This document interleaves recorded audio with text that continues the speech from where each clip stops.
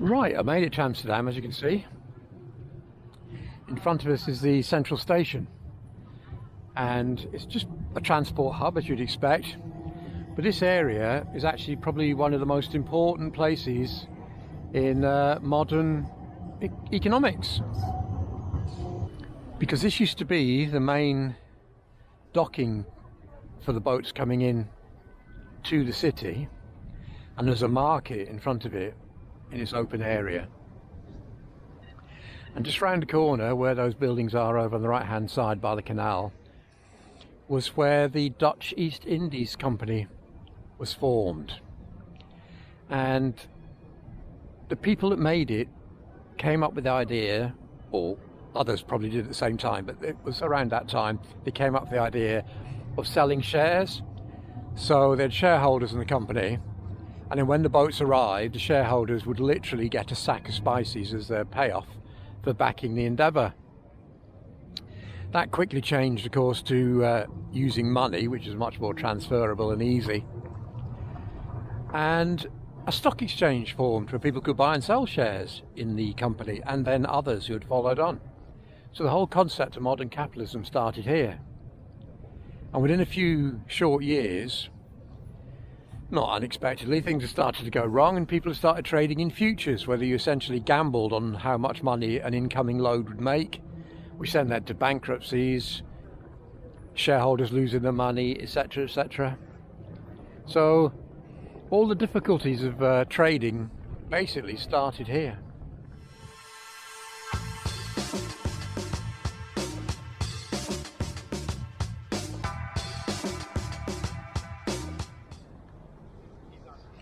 Right, so one of the buildings over there, I believe. I don't know which one. And then to our right, the brick building at the end of the boats, which you can probably just see. This stretch had a major impact on my campervan life, because from that brick building along this road, which is very busy, you used to be able to park at the side, and it runs up here to the station. And my parents brought me here when I was probably about 11, something like that, late 60s, very early 70s.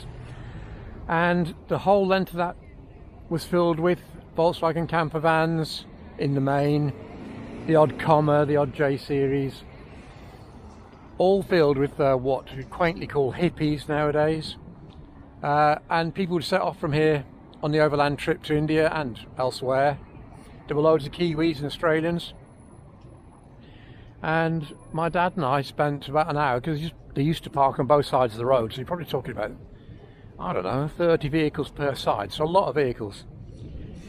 And my dad and I wandered up and down both sides looking in the vans, and I decided then, age 11, that life without a camper van was quite frankly not worth living. So that's where it all started, and I haven't been without one for, let me think, 44 years. And I don't intend being without one. So there you go. This tiny stretch of road had a pivotal impact on my love of camper vans. And Amsterdam. I came back at least once a year, maybe twice a year, for many, many years. There have been a few apes tucked up down side streets, but I don't think they ever moved, because the centre of Amsterdam is now a clean air zone. And I really don't think a 50cc two-stroke whose engine dates back to the 1960s would really qualify. But anyway, there are a few parked around, and I spotted a Fiat 500 as well, the original little air-cooled twin, but it didn't look like it'd be moving much either. Right, I've wandered onto the edge of the centre into the Jordan, which was historically a working class district but has now become trendy, and we can tell how trendy it is by what's coming up on our right hand side after the usual array of push bikes. There's something slightly more interesting, and at one time was considered green, of course.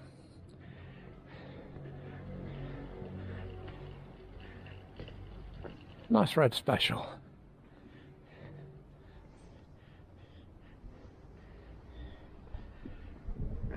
Again, I don't know how he or she gets round the the rules about the clean air zone, but there must be a way.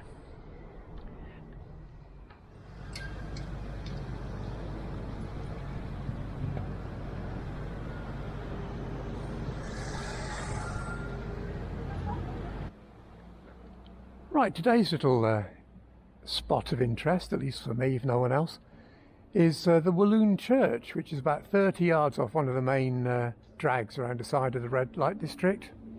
And this unprepossessing little church has two very important claims to fame. Now, the first one is a young Flemish couple were married here. The woman was called Catalina Trico in early 1600s, and they got married and decided there was no future for them here in Amsterdam, and they set off to be one of the earliest settlers in Albany in New York State, or what would become New York State.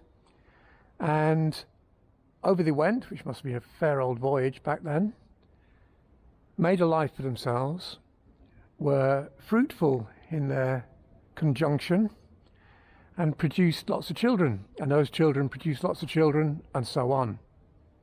Now, she was the first white settler in New York State to give birth, and it is now estimated that 1 million people in that state can trace their lineage back to the woman who got married in this church in about 1615, around that time, which is, I find, quite staggering. And then the second point of interest for this church is there was a pastor here in the 1800s whose nephew was a certain Vincent van Gogh, however you want to pronounce it, and he attended this church regularly before departing to fulfill his artistic dreams. So this quiet little courtyard, the church is shut sadly, it's only open Sundays at 11. This little courtyard holds a huge amount of history. And look what we found, hiding down a little side street, an AMI-8. Slightly crusty, with the wings have been replaced at some time, but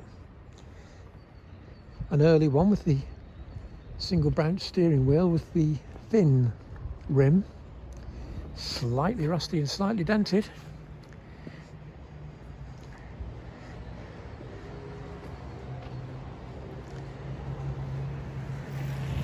Lovely.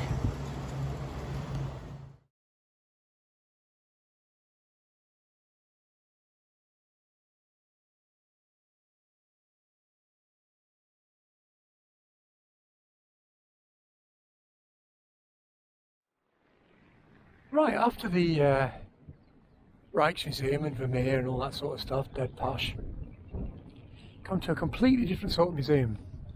Now this one is one of mainly architecture, as this fabulous building in front shows. I'll just step into the road without killing myself to see that it extends a very long way down there.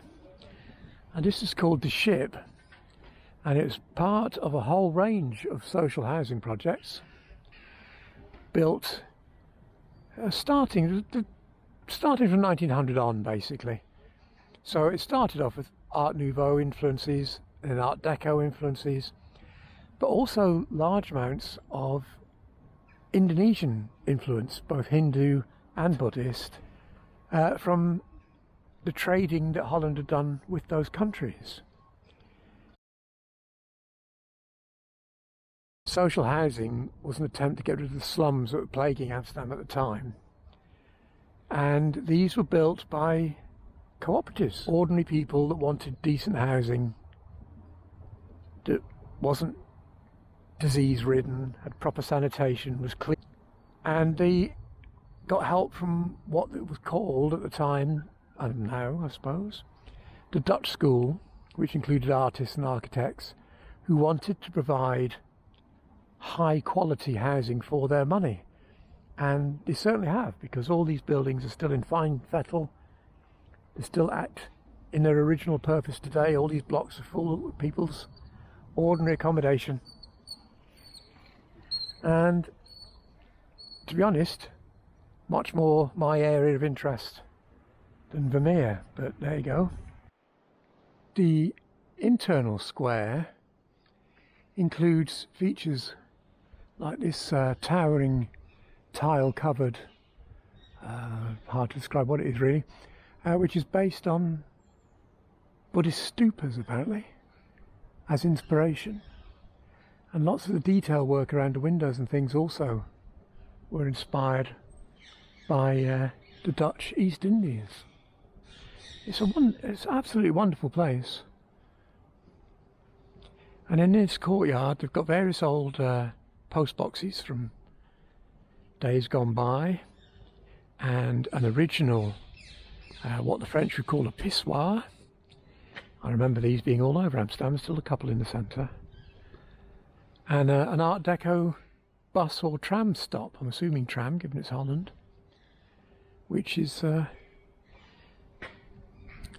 quite striking in its simplicity. It's an amazing place. It's very large, lots and lots of flats. I'd quite like to live here, to be honest. It's very, very impressive. So, absolutely fascinating. If you get a chance to come and view this place, it's quiet. I don't think many people come out here for this, but if you do, it is really well worth it. A fascinating piece of social history. And if you like Art Deco, Art Nouveau, it's well worth a look. And I nearly forgot this bit, and it's the most important bit. The architect who designed this said that nothing was beautiful enough for the working class who had lived previously without beauty in their lives, which is really not something you'd hear much of nowadays. It shows a social concern that's should be applauded. Anyway, there you go, a wonderful place, well worth a visit. And another classic hiding away, lovely old Merc 250. It's got its old style Dutch number plates on it, so maybe they have some sort of historic class. A bit careworn around the edges, but these are great cars. Can't get all the way around it, sadly, because there's a canal in the way. But yeah, cracker.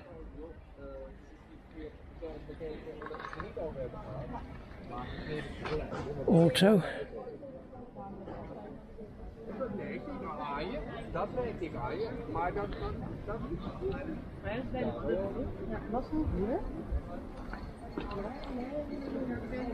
Beautiful lines, really simple, classy, wonderful hubcaps. I could go on. I'd have one if I could find one. I spotted this and thought it was a Citroën Ami from the distance, but it's actually an Opel, little electric city car called an E-Mile, or as I said, the people that are renting it out, I don't know. It's not a vehicle I'm aware of. Right, the final stop is Bern, which is only about half an hour away from Dunkirk port. It's in Belgium, but as I say, only half an hour away. This is my final stop. I'll show the camper stop in a minute. Charming little town, standard sort of Flemish layout, big square, crenellated buildings, big church in the middle, but a very nice little place. Right, the clock tower of the church is open and seems to predate the main body of the church by some time, looking by these remains of the tower. And it looks like you can go all the way up. So let's see what we can see. Oh, unfortunately, you can't get right to the top, which is way up there. But you can see what I assume is not currently working mechanical bell ringer from the early 1700s. Very small bell. I'm assuming There must have been a bigger bell somewhere in this tower at some point. But anyway, that mechanism dates back to then. And the Abbey building, which this originally was, dates back to about 1600. But there was an even earlier one dating back to 1100, just outside the town. But it was damaged. Shame you can't see out the windows. A, they're dirty, and B, there's nothing to look at. Never mind. Right, I have got to the top.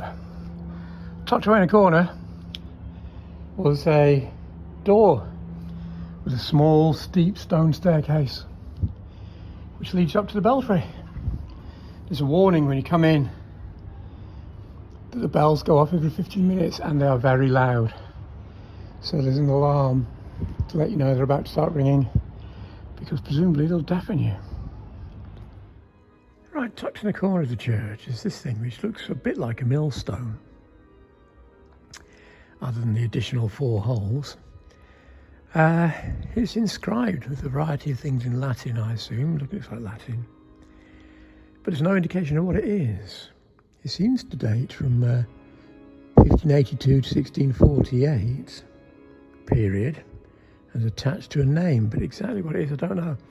And then, more interestingly, and again without any information, is this, which is a penitence suit. Again, no indication of age, but you suspect like 1700s. Very, very coarse, literally a hair shirt, I suppose, that people would wear during religious processions around a town. Slightly unnerving. Right guys, this is the final park up. I'll just give you a quick look around the campus stop. There's the van, and I've got one neighbour over there, and one neighbour a long way down there. It's a big place, it's flat, electric at every slot. The sports complex here on the left, you've access to the toilets in there, and there's a night toilet for male and female as well. So, and fresh water, wastewater, blah blah blah. So a good little setup, €14 at this time of year, which is perfectly okay. The weather, as you can see, is still brilliant. How I've managed to get away with it over 14 days, I do not know. But it's been pretty good virtually all the time.